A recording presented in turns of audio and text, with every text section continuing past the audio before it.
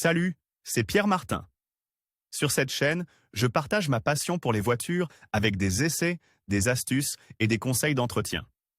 Revenons donc au sujet de la vidéo. L'idée de réintroduire le timbre fiscal automobile pour les voitures âgées de 20 à 29 ans a été rejetée au Parlement. Par PR et Communication 2 décembre 2021, il y a peu, nous avons parlé du projet de loi présent au Parlement par certains partis politiques, qui avait pour objectif ultime de réintroduire le paiement du timbre fiscal automobile pour les voitures âgées de 20 à 29 ans, les Youngtimers.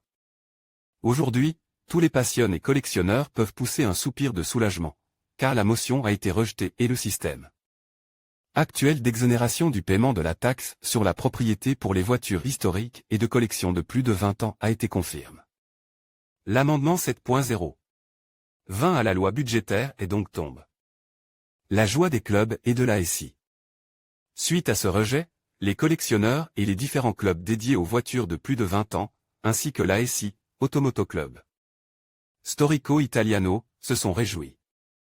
Le président de cette dernière, Alberto Scuro, a remercié les parlementaires qui ont écouté et compris nos arguments.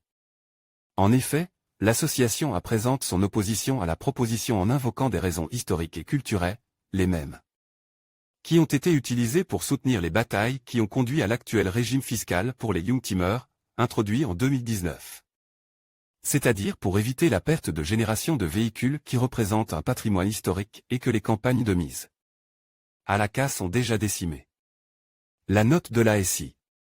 Voici la note du président de l'ASI, Alberto Scuro. Les véhicules de 20 ans qui bénéficient aujourd'hui de cette facilitation représentent 0,15% du parc automobile total et 1,14% du parc des véhicules de 20 ans, données de l'autorité des véhicules à moteur au 2 novembre 2021, des chiffres qui ne justifient pas des actions pénalisantes face à ce qu'elles sont capables de produire.